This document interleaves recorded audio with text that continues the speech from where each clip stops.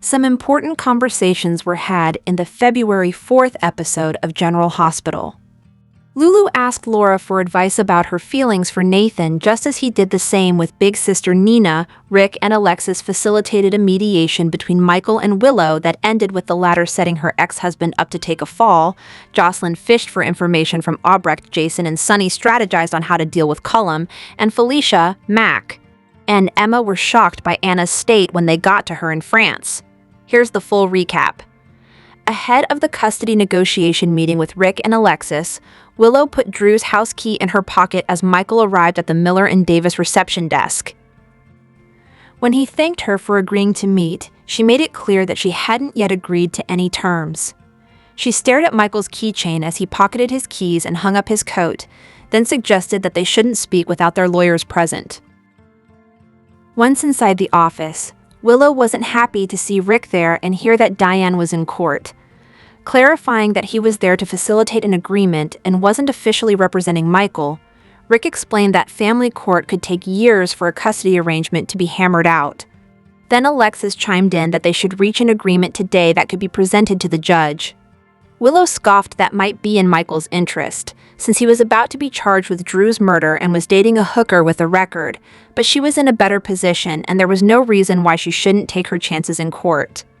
At that, Alexis informed Willow that several arguments could be made against her in court, namely, how the police had evidence that Drew had paid off Judge Haran, then killed her to cover it up. Because Willow shared a home with him, Alexis added, it was unlikely that a judge would even give her half custody, so her case wasn't a slam dunk. Again, Willow mentioned that Michael was about to be arrested for attempted murder. Alexis sternly replied that Willow was missing the fact that, in the eyes of the law, the case was about the best interest of the children, not her, and she should compromise with Michael. Reluctantly, Willow asked what Michael had in mind, but called his offer of every other weekend and 1 month in the summer ridiculous since Drew had a massive stroke and wasn't going to be a part of the kids' lives. As the exes argued over shuttling the kids back and forth between homes, Alexis interjected that many children of divorce do that and suggested a 60-40 split in Michael's favor. While Michael quickly agreed, Willow said she needed a minute to think it over and stepped into the hallway. Apologizing to Michael for how her defense of Willow put him in the PCPD's crosshairs, Alexis told him that she thought he was a good man and admired how he always put his children first. As Michael stated that he hoped Willow would do the same, his ex-wife took his keys out of his coat pocket and slid Drew's house key onto the ring. Returning to the office, Willow accepted the custody terms. Alexis said she'd write up the paperwork to present to the judge and told Michael to run the agreement by Diane. Parting ways in the reception area, Michael acknowledged to Willow that neither of them got what they wanted, but they'd compromise for the sake of the kids, and she replied that all she ever wanted was what was best for Wiley and Amelia. Things were awkward when Lulu and Nathan ran into each other at Bobby's. He wondered if she'd avoid him after their kiss, but they both agreed they wanted to remain friends, even if it was going to be difficult with the attraction between them. Meanwhile, over at Nina's condo, she complained to Liesl that she didn't think it was wise for Willow to take care of Drew herself at home. Agreeing that would only make the couple's toxic codependent relationship worse, Obrecht suggested Nina convince Willow to find other care for Drew, but Nina didn't want to risk ruining her fragile relationship with her daughter. Liesl advised Nina that it was a mother's job to tell children the hard truths, especially when they didn't want to hear them. After leaving Bobby's, Nathan stopped by Nina's and confided in his sister that he had feelings for Lulu. Although happy to see how smitten he was, Nina understood why Maxie was an issue. Nathan revealed that he'd always loved Maxie, and when he first came back, it was as if no time had passed for him. But she'd moved on and created a family with Spinelli, and he had no intention of interfering with that when she recovered. Nina questioned if Nathan had feelings for Lulu because it made him feel closer to Maxie, but he insisted that he was attracted to Lulu because of who she is. Even though they'd both agreed it couldn't go anywhere, it didn't change how he felt about her, Nathan said, and his friendship with Dante further complicated the situation. Nina thought he could start out dating Lulu quietly, but Nathan didn't want to build a relationship on lies. Then, she advised her brother to trust his heart if it was leading him to Lulu, and Nathan declared that was what he was going to do. Jocelyn interviewed Laura about how the blizzard impacted Port Charles, and once they'd finished, she packed up her laptop and took out the Crystalline Conspiracy from her bag. When Laura asked where she'd gotten the book, Joss pretended she'd picked it up at the library because the woman on the cover looked like Anna. Explaining that it was Anna, Laura told her that P.K. Sinclair was Cesar Faison's pseudonym, and he was obsessed with Anna. Laura added that even though Faison was dead, her family still had a connection to him through Rocco's relationship with Britt and Liesl. Later, Lulu arrived with coffee in hand and unloaded on her mom that she was falling for Nathan. They'd been growing closer lately, she confided, and when they took cover during the storm in his friend's cafe, they kissed.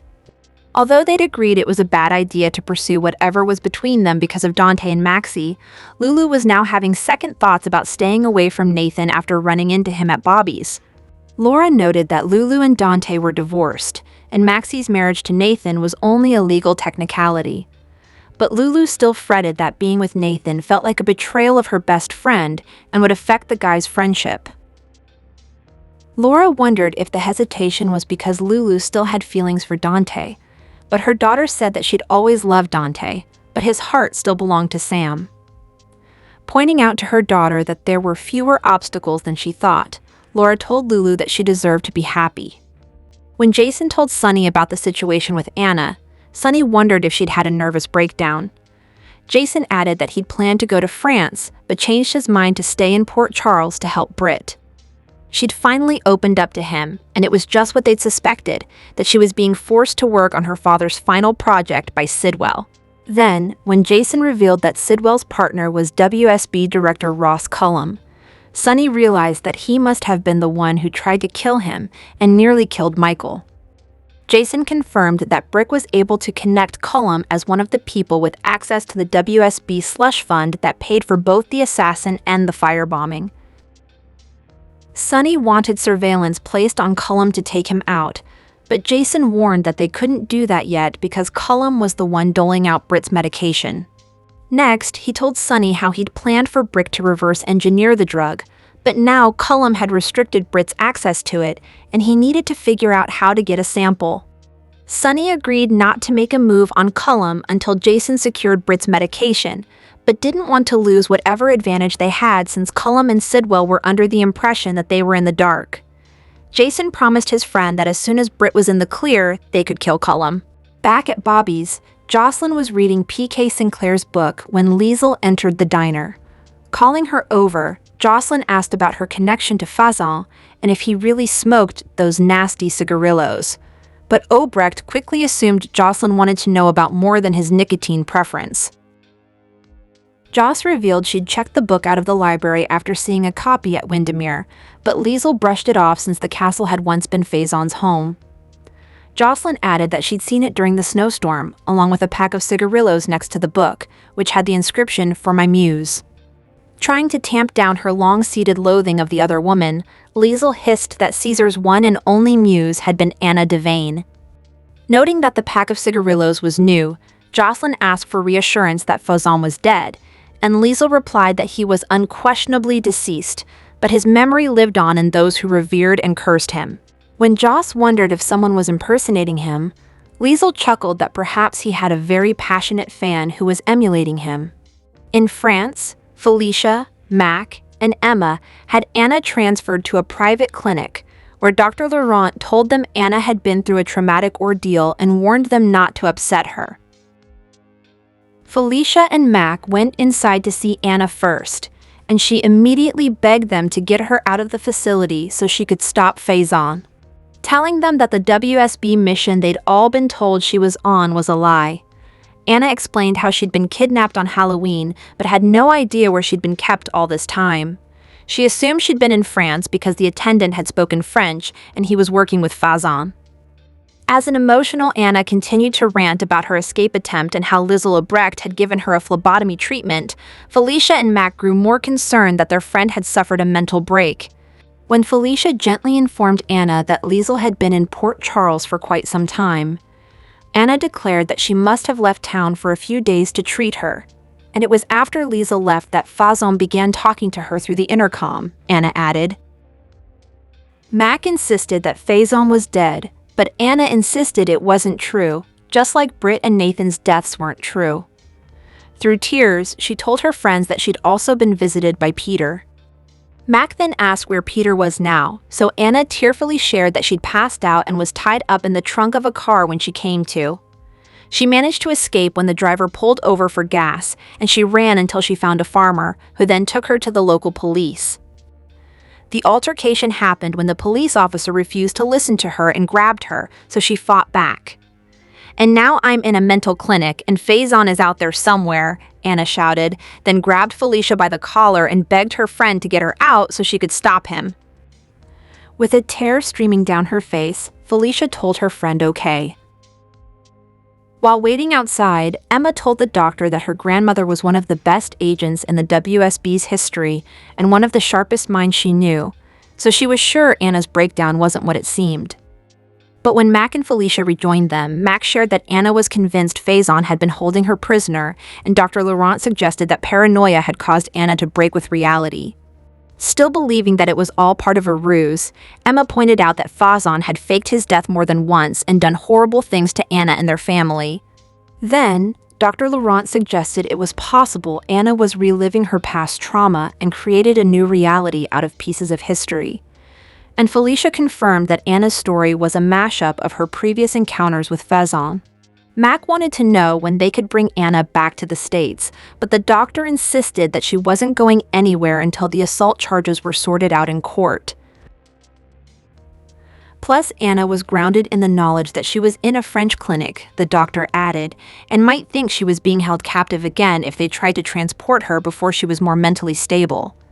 Insisting that she wanted to see for herself that her grandmother was okay, Emma entered the room. Freaked out that Emma was in France, Anna instructed her granddaughter to keep her distance because Fazon had made a veiled threat against her. Emma then began crying since Dr. Laurent wouldn't let Anna go home with them, and Anna replied that it was better because Fazon would only be fixated on her. But then she urged Emma to leave before it was too late. Emma tried to reassure her grandmother that she was safe, but Anna grew manic, screaming that Fazon was a monster and wasn't going to leave her alone. Then, Dr. Laurent and an orderly burst into the room to sedate Anna, causing Emma to scream at them to leave her grandmother alone. Mac and Felicia came in next to usher out a distraught Emma as Anna shouted that they needed to tell Jason that Fazon was alive before passing out. The General Hospital spoilers for Thursday, February 5th, 2026, focus on a stunned Drew while Chase loses his cool. Plus, Curtis seeks help from Alexis. The weekly spoilers for Thursday's episode finally mention Drew. We've been wondering when we would actually see him in the hospital after his massive stroke. In Monday's episode, Willow told Alexis that Drew can hear and understand everything around him, but he cannot move or communicate, other than by blinking his eyes. Drew will be understandably stunned if or when Willow shows her true colors right in front of him. She could actually let him know that everything that has happened to him, from getting shot to having a stroke, is because of her. And she will probably relish that moment, and he can't do anything about it because he can't talk or move. A nightmare of a predicament for Drew. Chase will undoubtedly eat his words and regret his actions once he finds out that Willow is guilty. However, for some reason, he is about to lose his cool. There are many ways that this could happen. Maybe it has to do with Michael, since the guy seems to be triggering for him. If, say, the PCPD decided not to bring charges against Michael, that may cause Chase to ballistic. The teasers also suggest that Michael briefs Carly and Sonny. He could have good news for his parents. Another option is that Chase's demotion sets in, and when he goes back to work, he has to wear that cop uniform again. His career is backsliding, and he thinks it's unfair because he was right about Willow. Little does he know that he wasn't. Finally, Brooklyn could decide to put off the adoption again. This would upset Chase because he really wants a child sooner rather than later. Port Charles's lawyers are making bank right now. Alexis, Diane, Marco, and Martin have no shortage of clients. On Thursday, look for Curtis to seek help from Alexis. He probably wants to hire her as his divorce lawyer. And finally, Kai might need a lawyer soon. When he explains himself to Trina, this has to be about the night of the shooting, right? Kai knows who shot Drew, but he and Trina felt they couldn't come forward because they would have to cop to breaking and entering, stealing and tampering with evidence, obstructing justice, and whatever else they did. What if Kai wants to follow through on going to the PCPD and telling all alone? He'll do anything to protect Trina, but he also can't live with the guilt of knowing that Willow committed the crime. General Hospital spoilers update for Wednesday, February 4th, reveals that Nina Reeves will get a shock while Jason Morgan spills to Sonny Corinthos. Jocelyn Jacks will also investigate, so here's what GH fans can expect. At Sonny's house, Jason will talk to him about Jen Sidwell's takedown. During this discussion, Jason may admit Sidwell killed Professor Henry Hank Dalton while Britt Westbourne was watching. Britt also mentioned director Ross Cullum and his link to the WSB, so Jason might give Sonny updates on that news too. Since someone from the WSB repeatedly tried to wipe Sonny off the map, Jason may consider the idea that Cullum was responsible. As for Nathan West, he'll shock Nina by admitting he has feelings for Lulu Spencer. While Nathan shares his dilemma and gets Nina's guidance, Lulu will do the same during a conversation with Laura Collins. Laura will think it's possible for Lulu and Nathan to be together, but Lulu will feel like Maxie Jones is the biggest snag. Of course, Laura may point out that things are uncertain when it comes to Maxie's condition and when she might awaken. Plus, Maxie was with Damian Spinelli before she fell into a coma, so there's a chance she might choose him over Nathan. Since there are so many unknowns here, Laura may not want Lulu to totally rule out the possibility of a future with Nathan by her side. At a mental health facility in France, Anna Devane will beg Felicia Scorpio for help. Although Anna will want to score her freedom and stop Cesar Faison, Felicia may gently insist Anna needs to be with a medical team that can monitor her. Thanks to the gaslighting and treatment that Anna has endured, she's clearly in bad shape at this point. Other GH spoilers say Michael Corinthos will thank Willow Kane for meeting about a potential compromise, but she'll make it clear that no agreement has been locked in yet. Willow and Michael will proceed with caution as they try to negotiate. Alexis Davis and Rick Lansing will be part of this attempt to compromise, but it may not go as well as they might have hoped. Regardless, Willow has a different plan that she's cooking up behind Michael's back. That one involves planting the key and presumably framing Michael, so the cops may soon suspect he used it to enter Drew Kane's house that night. While Willow makes a daring move, Jocelyn will make one of her own when she launches an investigation. It seems likely Jocelyn will take a closer look at Cullum and try to find out as much as she can about him. General Hospital spoilers say Jocelyn could put herself in danger with all her digging, but she won't let that stop her from seeking more information. Josh Swickard, known for starring in #1 Netflix films and for his role on General Hospital, is opening up about anxiety attacks that caught him completely off guard and the tools that helped him reclaim a sense of control. In a candid conversation on State of Mind, Swickard shared how learning to understand his symptoms helped remove the fear that once fueled them. Swickard explained that breathwork became a turning point during the COVID pandemic. After discovering the Wim Hof breathing technique, quick breaths followed by a breath hold, he began using it to better understand how his body responds to stress. The sensations it triggered were familiar. Swickard revealed that his face would freeze, a feeling that mirrored the start of his panic attacks. But this time, the experience was different. Because he was practicing in a controlled, safe environment, the fear no longer took over. Over time, he says, the frequency of his panic attacks significantly decreased, giving him a sense of control he hadn't had before. The conversation then turned deeply personal as Swickard spoke about faith and fatherhood. Maurice Bernard shared his own powerful experience, recalling a moment during a mental health crisis when he was hospitalized and restrained. Swickard related to that struggle, admitting how difficult it can be to discern what comes from God versus the outside world. Bernard encouraged listeners to keep moving forward, reminding them that the pain of the present moment will pass. The episode also found room for laughter, as the actors joked about breaking character on set. Swickard admitted it's become increasingly difficult to work opposite Dominic Zamprogna, who can't keep a straight face when Swickard delivers what he jokingly calls his signature expression. By the time the PCPD started circling Michael over Drew's shooting on General Hospital, it didn't feel explosive or headline-worthy. It felt methodical.